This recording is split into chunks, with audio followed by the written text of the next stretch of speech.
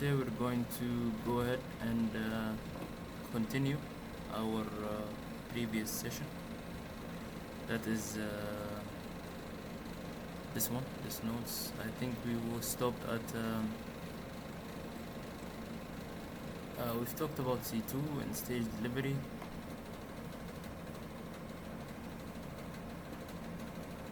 We said scheduled tasks are possible. Yeah.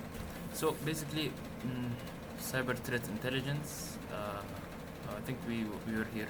So why raw data is not intelligence? Receiving a list of IP address labeled malicious is data. Okay, knowing that those IP belongs to a current Bumblebee botnet, that they have been observed conducting credential stuffing against financial the past 2 weeks. When there's financial service division, that is a scope, that is intelligence. The difference is contents and relevant. Yeah. So basically, what this paragraph is saying is that let's say as a SOC analyst, let's say a SOC analyst identified a list of IP address. Okay, SOC level 1. Okay, and he identified them as a malicious. Okay, whether it's public IP, private, doesn't matter. So I think it's public. Assume it's public, and he flagged them as malicious. Okay, and he put it in Excel sheet. Okay, he put the list in Excel sheet and he sent it to the management, right? SOC team or level 2 or other team, and he mentioned this is the malicious IP address, right? So now as a senior SOC analyst or an L2 or L3 SOC analyst, this is going to be is not going to benefit me, right? It's just data, like it's irrelevant for me. Okay, but if a SOC analyst, okay, but if I receive a data, okay, mentioning that this IP addresses belongs to a botnet that was observed doing credential stuffing. Credential stuffing is like trying different credentials, okay, like same username, I think, against financial institution in the past 2 weeks, and this is called intelligence, right? This is more important for me because yeah, this is what I want, right? Intelligence. Okay, an analyst working only from raw data makes blocking decision blindly. They might block an IP address that belongs to a cloud provider shared by thousands of legitimate servers. Fail prioritized threat because IP looks clean in one database but is active C2 in another. So intelligence provides the what, who, and how, crucially, so what. So this is intelligence is very important. Intelligence life cycle in practice direction is where most CTI, cyber threat intelligence, program fails. Without specific measurable intelligence, requirement collection becomes unfocused, and analysts drown in irrelevant data. The right approach is to define a specific question: which threat actors are currently targeting, for example, PostgreSQL server? What file hash are associated with active ransomware campaign affecting healthcare this month? This question guide collections and provides success criteria for feedback. So collection must be diverse. Source becomes because no single source has complete visibility. Your internal logs see only what happens inside your environment. External threat feeds see the broader ecosystem. The combination of internal citing has appeared in our log, plus external intelligence is the IP known malicious is where high confidence judgment comes from. Processing is often underestimated, but is technically essential. Raw feed arrives in different formats like CSV, JSON, sticks. Text stream field names differ across source. So what we are saying here is this is basically the life cycle of the intelligence in practice.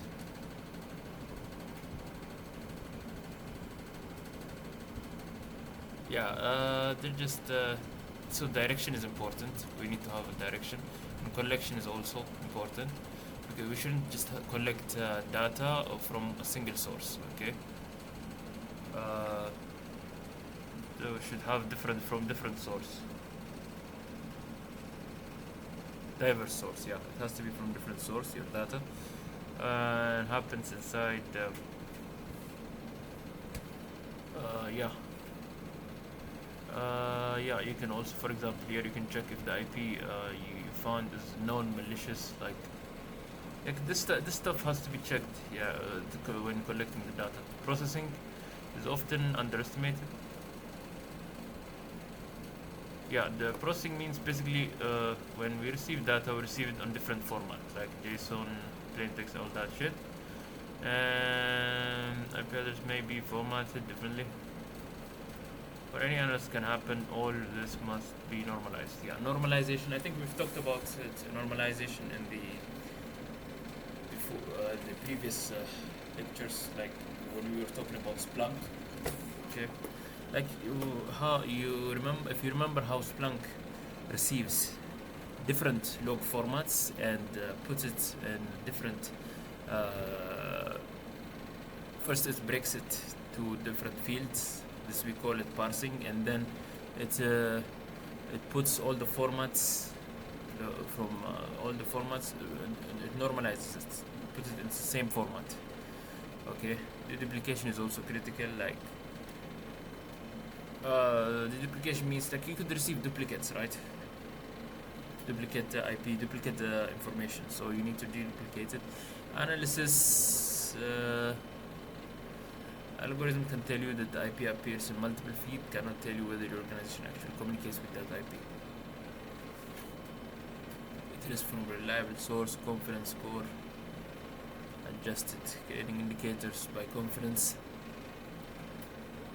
So we should make analysis as well. Dissemination must be tailored to the audience. Given firewall engineer sticks bundle is useless, they need to be formatted blocks. Management list of IP is useless. Need to be business impact. So IOC means basically indicator of compromise. Okay, it's a very important concept. Means like indicator of compromise. When we say indicator of compromise, what we mean is like, let's say like how you know, like let's say you flagged an IP malicious. How did you decide that this IP is a malicious? Right, you've seen something, or this file is a malware, or you're not, yeah, right. You've seen some signs, like some things that made you decide that this is a malicious file or a malicious IP. This is what we call indicator of compromise. Evidence, basically. An IP address, a hash, domain, they are highly specific and highly actionable, but also highly perishable. Attacker can change their IP in hours, right? They recompile malware to change hashes, rely solely on based means, constantly playing catch up. Okay, but you have to also be careful because this indicator of compromise can change. Like an attacker can change the IP, right? He can change the hash for malware, right? Yeah, so should not just depend on the indicator of compromise. So indicators of attack are behavioral pattern. Okay, PowerShell making an outbound after being spawned by a Word document, regardless of which C2 IP is used, regardless of the payload hash, IOA. Base detection is more resilient because it targets the behavior, not the after effect. So yeah, indicator of attack is basically behavior. Okay, this focuses on behavior patterns, right? Like for example, let's say PowerShell is making outbound connection. Okay, after being spawned by a Word document. Okay, so this if you see this, that means you can, from this behavior you can say that this is a data exfiltration attack, right? Data exfiltration means like someone is trying to take data from here, from your network to their network or their PC or something like that, right? From inside to outside. CT IP is used regardless of the payload hash. Okay, So TTP, for example, means tactics, techniques, and procedure. This is important because it keeps coming on many different topics. Like when we say TTP, it means tactics, techniques, procedures. Most resilient, most difficult to act on operationally. They describe how threat actor operates, their preference for peer phishing, their use for specific TTPs takes months or years for attackers to change because they represent learned operational threat count. Taking TTPs require deep behavioral analytics, threat hunting, not simple signature match. So tactics, techniques, and procedures.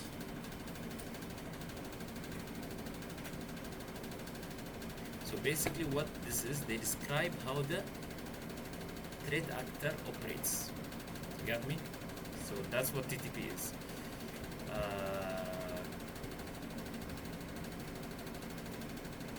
For specific loadbit, their lateral movement pattern, TTP takes a month or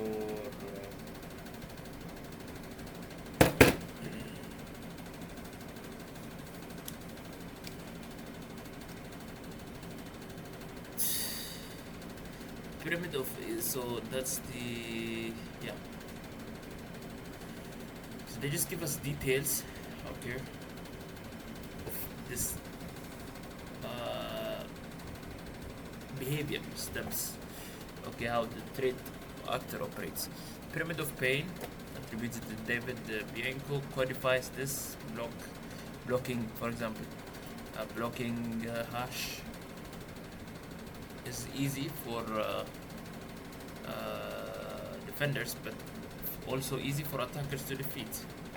Detecting and responding to TTPs is hard for defenders, but even harder for attackers to change. So this is a pyramid of pain. So let us go ahead and try the pyramid of pain and see something about TTPs.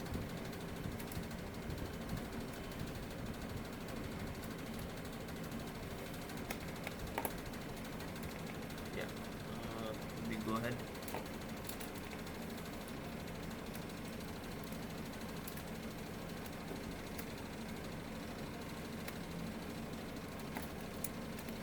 When we say the pyramid of pain, we are talking about this one. Yeah. So for an attacker, okay, for a defender, from defender point of view, I think hash values are easy. For an IP address are also easy for SOC analyst to change it, right?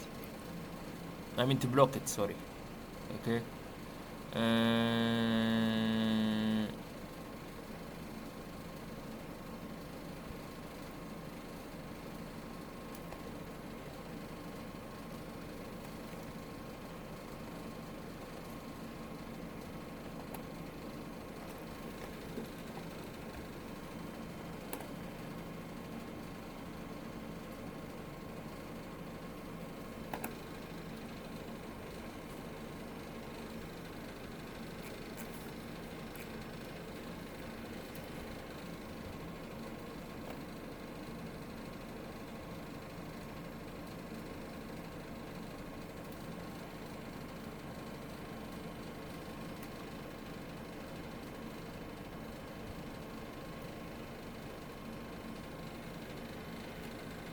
Pyramid of pain, basically it prioritizes detection by how costly they are for attackers to change. For example, TTP tactics and techniques are very hard for attackers to change, right? We talked about it, they're very tough. Tools are challenging. Networks, hosts, architect are annoying to hide, right? Domain simple. They can change the domain, the IP, and their IP address, their the hash value. They can change it easily. Those the last three parts, they can change it easily, modify it easily, and that's not costly for attacker to change, right? But the above top, the tools and the TTPs, the networks, These are costly. Okay, so TTP. Now that we know pyramid of pain, let's understand what is TTP. TTP, basically, one example of TTP. TTP, tactics, techniques, and procedures. Yeah, so this is a very good example here. So tactics means plan of attack from reconnaissance to payload delivery to execution. Okay, this is very hard to change, right? Attack tools used. Technique is just a tool used spanning malware, exploits, open source solution. Procedure actual step by step. So all this stuff. Okay, like for example, a hacker has to go through all this stage, right? Reconnaissance, and then initial access, then persistence, privilege escalation, lateral movement, all this stuff, right? Yeah, and step by step also. Like tactics are just step by step ways on how they will operate. Okay, techniques they will use, the tools they will use, the tactics, how they will do it, the procedures, all these details. That's what tactic is. So the mitrattack, okay, is a great topic after learning about TTP. So where can we see, like for example, let's say we have an attack, okay, not credentials, brute force attack, or not brute force, any other attack, okay, whether it's DDoS attack or whatever, okay,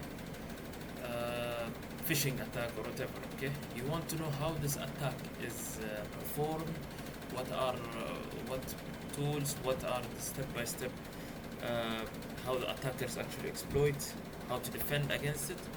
The best website to check is this one, mitrattack. Okay, so this one basically gives you the details of the tactics used by attackers, the techniques, the procedures, everything.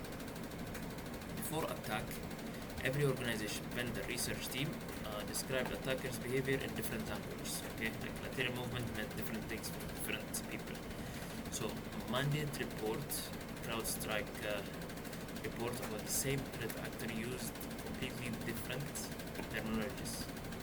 So what attack did, created a shared taxonomy. Like for example, T1059.001 means PowerShell.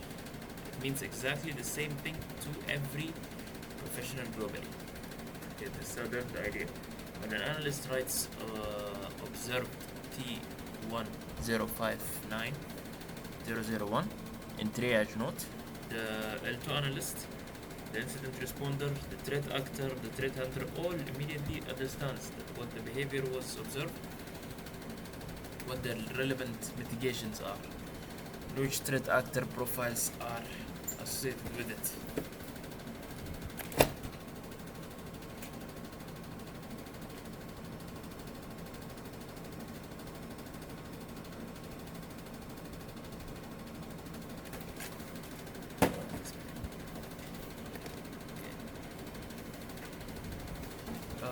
Means exactly the same thing.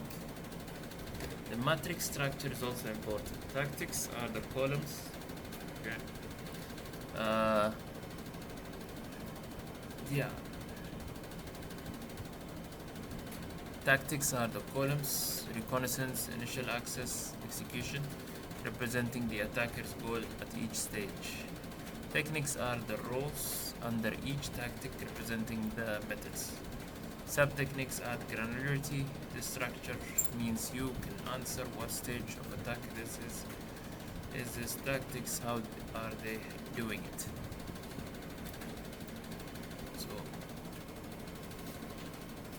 So let us visit the website and mitrattack, and we can see it's how it looks like. You just type mitrattack on Google, and it will open for you here. This is their website, and this is it. Okay, you can see it here. We have different things. We have tactics here. Okay, and yeah, so what he says here, the matrix structures or tactics are the columns: reconnaissance, initials, access and execution, etc. So these are the tactics. So reconnaissance, for example, this is a tactic. Okay, resource development, this is a tactic. All these are tactics. Lateral movement, credential access, discovery, defense, stealth. I think all these are very straightforward. Okay, so yeah, and techniques are the rows under each tactic. Okay, representing the method.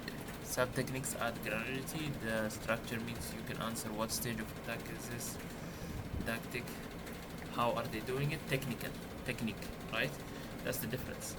How tactic is just what stage of attack it is. Technique is just how they are doing it. For L1 analyst, the practical skill is mapping and observed behavior to a tactic technique ID and including it an escalation node. It dramatically increases accelerates L2 because it provides immediate context without requiring those things to reanalyze from scratch. So okay, let's say I'm a SOC analyst. I identified that someone got access to my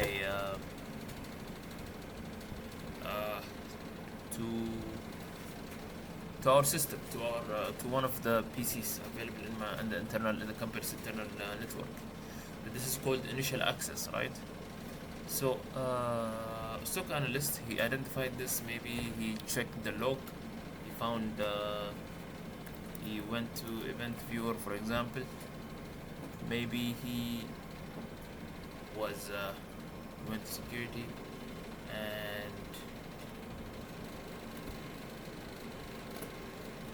and he just checked the log, which is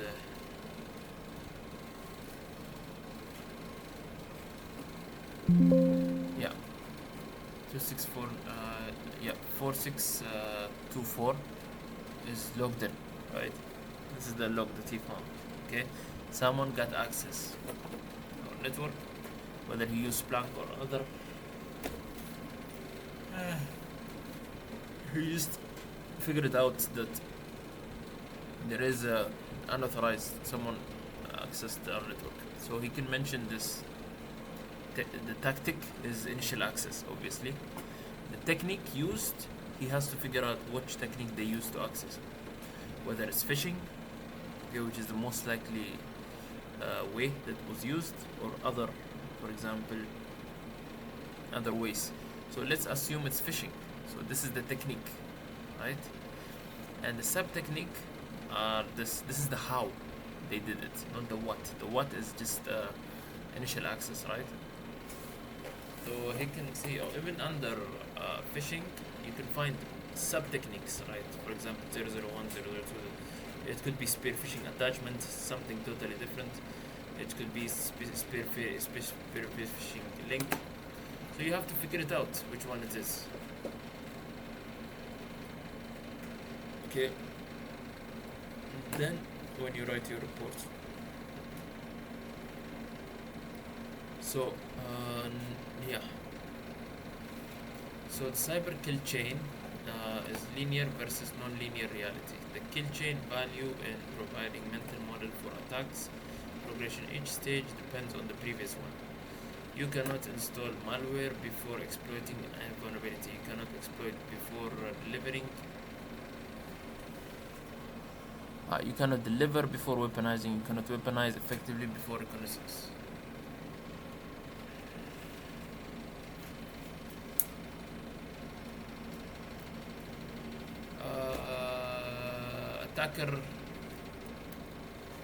Attacker may jump stage, repeat stage, run multiple stage in parallel. A sophisticated attacker may already have reconnaissance data.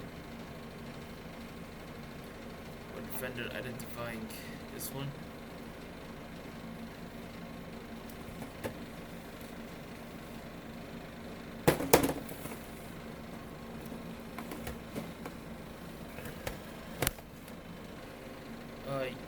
Yes, so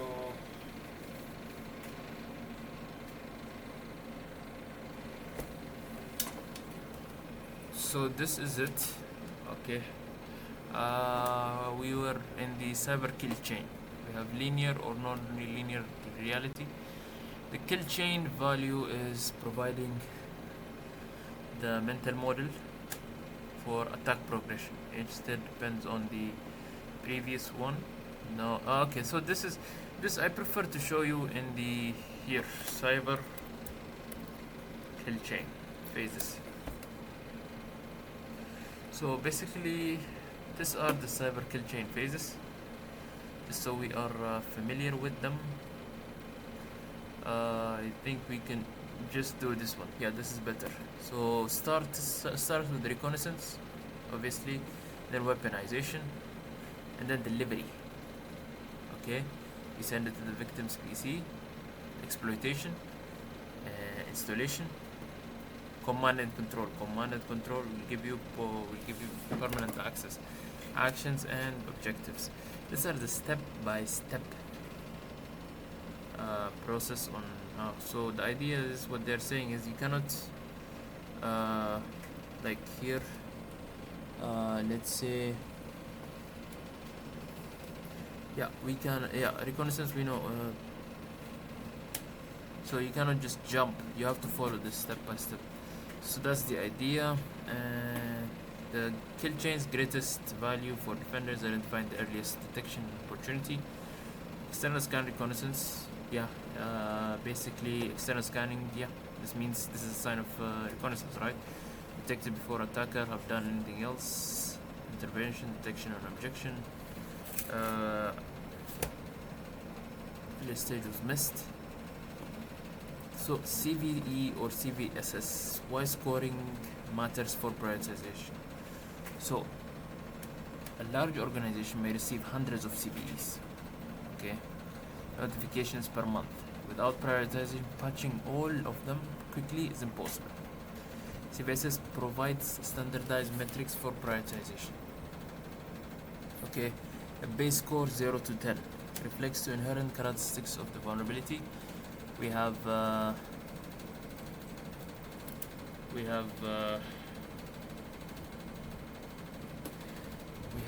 standard metric vector required a score of 9.8 with attack vector network complexity, no privilege required, no user interaction means can impact it. Score of 4 with attack vector equals to local complexity, high privilege required means of attackers who already has admin access can meet specific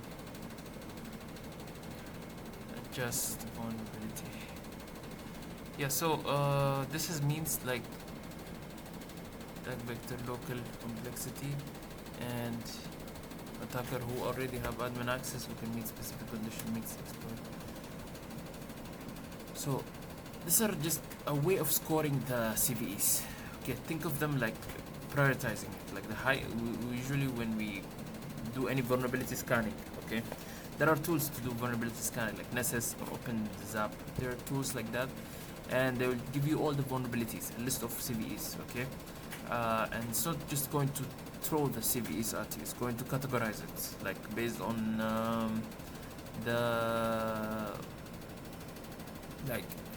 the importance of the attack. Okay, we have less severe, high, medium priority, low priority, right? So that's what the CVE is. Okay, it's a scoring mechanism, CVE and CVSS. So you can focus. For example, you will focus on this the CVE with the highest CVSS, right? Score first, so that you can yeah, and then you can go down, right? Like if you find the CVE that has a score of 9.8 with attack vector equals to network complexity, all this stuff, right? And this should be patched immediately, right? A score of 4, it's okay. This is much lower priority, so that's the idea. So we have why centralization changed the Analyst game. I don't want to go through this because I already went through it when we talked about Splunk. Okay, SIEM, okay, the firewall, the IDS domain. Okay, I did this already. We did all this stuff. We've talked about sim in detail, so I don't want to do that. Okay, but here Windows security log, even this we've touched on it. Okay, Windows security logs are generated by local security authority. Okay, this means this one basically. This is Windows security log, and it's generated by LSA, which handles authentication authorization. Every security relevant action goes through LSA and produces an event. Okay, so for example, if you find EID 4624, if you go here 4624, this means successful login, right? So someone tried to log in. I tried to log in at this time, and it was successful. Right? The login type field is also important. They mean this one basically. This is login type. It says 5 here. Okay, 5 is not mentioned here. So, but let's say it's 2. It's physical keyboard login. It's 3 network, accessing network share or something like that. Let's say it's 7 unlocking, 10 is RDP, and so on. Right? So I think that's the idea. An investigation logon type 10 from unexpected source IP during off hours is a strong attack indicator. Okay, so for example, when you go to, let's say you went to the log and you find the login type here 5, okay, successful login, but you check the IP and you find that this is coming from public IP, outside, from external. So this is a strong sign, indicator that there is someone trying to access your network, right? So unexpected source IP is a strong indicator. The logon ID field links all subsequent every process creation, file access, occur, allowing reconstruct full session. Damn it. So that's it. So in the investigation, okay, so this is actually a very important point that I think we need to focus on. Yeah, we need to be careful on this. And so for example, if you find EC25 similarly containing failure reason, wrong password, account login, or cluster of wrong password failures from the source followed by success, brute force. So let's say you have you found a lot of logs from this. Okay, now let's say you open a Windows log here. You filter by the 4625 instead of 4624, and you find the repeated. This is like a lot, okay? And you find immediately after 5 failures, or 6, you find successful login. Okay, so this is and you check the IP. Okay, you're not going to find the IP here. You need to go. You need to forward these logs to your Splunk. Okay, to get the details. You can't find it, but it will be difficult for you to track actually. You have to go through each IP, which is if you have a SIEM is much better. Yeah, so basically you will this we can consider it a brute force. Okay, let's say you receive an 4698, okay, event ID contains the full task definition in XML format embedded in the event. This means you can see exactly what the task runs, when, and as whom, all from a single event without needing to query a task scheduler separately. So if you find an error, you filter by this log, for example.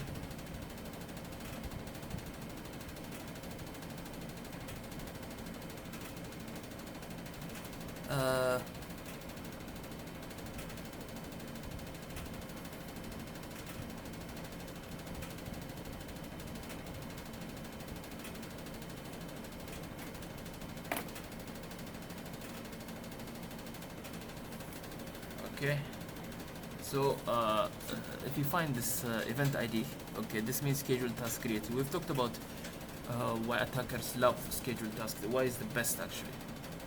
You can just create a schedule. You can create a scheduled task, okay, and say like put the path where you put your malware or your backdoor file, okay, so it will run at this time, specific time, right? So that's the thing. So you can look for this event ID, okay, and sysmon is is another tool, okay, that works with better than event viewer. So Windows default logging is not designed for security monitoring, okay. Process creation, network connection, registry change are not logged by default. These are the things that are missing, okay, in event ID. This is very important point, and I think we should take notes on this.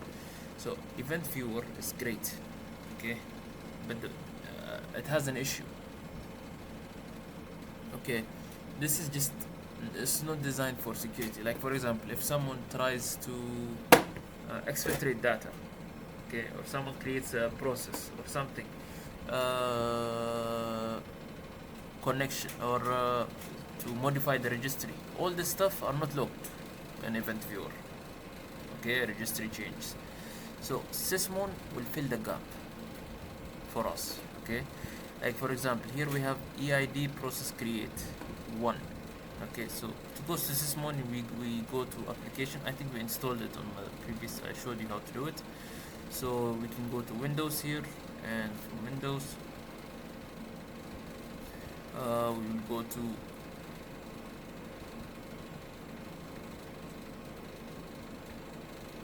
sysmon here, okay, operational, and these are the logs for sysmon basically.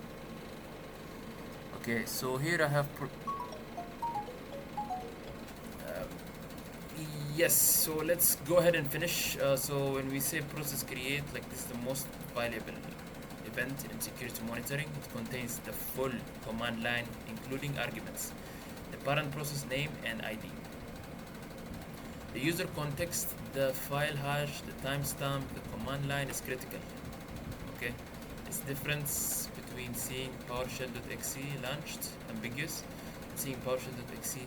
Okay, here see, this is very useful command because it's going to give you detailed information, okay. Like here, if you go to sysmon operational here, you see here I have a process create event 1, right? I'm going to click it. I can see here that this process is actually coming from Google Chrome, right? I think it's authentic process, so I can go here also. This is SVC host. Again, this is authentic, I think. So there are all this stuff that we have, and it also like it will give you. It will not just tell you like, for example, a process was created using PowerShell. An attacker used PowerShell to create some process. Okay, it's not just going to tell you that process was created using PowerShell.exe. It's going to give you the entire command, not the command, the details, right? The details, sorry, more details like this. The parent-child relationship, we have parent process ID, parent image, is the foundation of process tree analysis. Every attacker action after initial access appears as a new node in the process tree. Okay, building the tree upward from any suspicious process reveals the attack root cause. Building it downward reveals the scope of the attack. This is parent process ID, parent image. So we have EID, for example, let's say we receive event ID 3, network connection. Okay, so this is so for every TCP UDP connection the process makes, you're going to receive a network connection. This is essential for detecting C2 beaconing and data exfiltration, lateral movement, all this stuff. Okay, without it, you might know malware run EID1, but not where it connected. Okay, so this is important. And EID 11 file creates every file creation or modification. This is how you detect payload delivery and download staging, persistence, written and startup, log tampering. All this will give you EID 11. EID 13, this is how you detect trunky, persistent registry value set. Okay, com any other registry. So we have here. So just memorize this the event IDs and just try to understand the key concepts, and try to install sysmon. Okay, I think I installed this actually. I showed on the previous video how to install it. So just follow that and try to test different things, like see the process, the event ID. So this is basically a powerful version of event viewer. Okay, so Linux auth logs, the authentication audit trail. So in Linux we have something called auth.log. Okay, yeah. So if you're using Debian or Ubuntu, but if you're using RHL or CentOS, its name is secure. Okay, records every authentication event handled by PAM, pluggable authentication module, or SSH. This includes successful, failed, SSH, sudo, switch user, all this authentication. The brute force pattern is statistically obvious. Thousands of failed password. The username list often includes common default root, revealing the attacker is your. The critical moment is the transition from the failed password to accepted password. That single line in auth.log is the exact timestamp of initial access. Everything after it in syslog becomes part of the post-compromise timeline.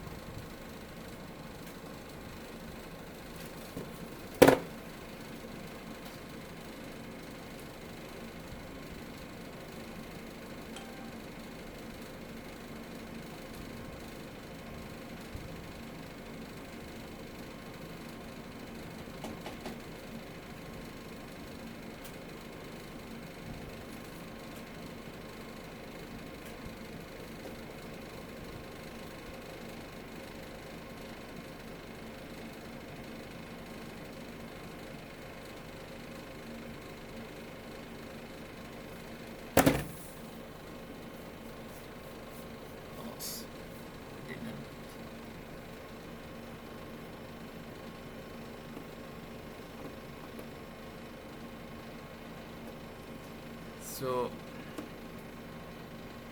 yeah, the brute force pattern is statistically okay. So the critical moment to transition from failed password to accepted password, that single line in auth log is the exact timestamp for initial. Everything after it is in syslog becomes part of post. Interest reveal, privilege escalation. If you see successful SSH login as John followed by short SU to root, auth.log along with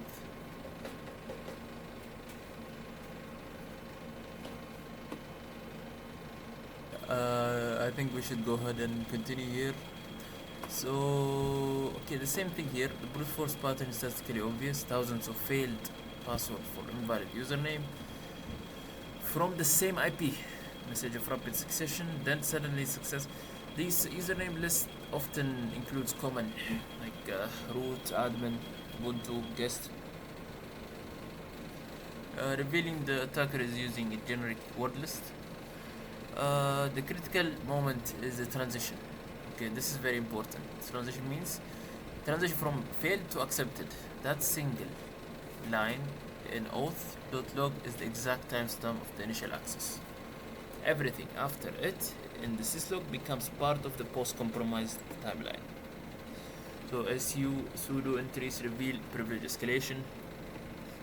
If we see successful SSH login as John, followed shortly by su to root, John shouldn't have root access. Needs investigation. So that's it. So right now let's move on to malware analysis. So let's see what time it is. Yeah, I'm going to stop the video and move to the malware analysis. So it's better to make